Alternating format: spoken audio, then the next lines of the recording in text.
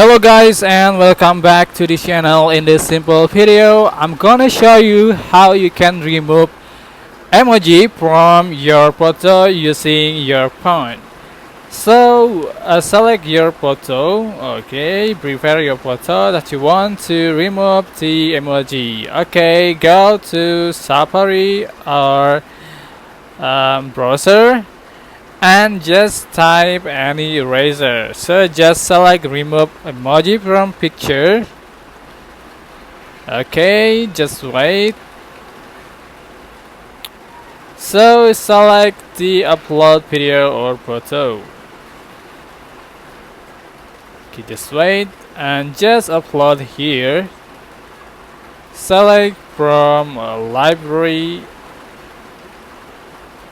Actually, I select this photo and just choose. Select choose. Processing, please wait, and you can select a size brush size. Sorry, and just remove the.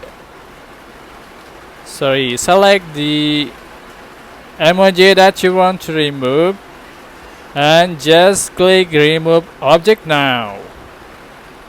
Okay, it's processing, please wait, it takes a long time. So guys, this is the easy way to remove unwanted object from your photo. Okay, I think it's unexpected.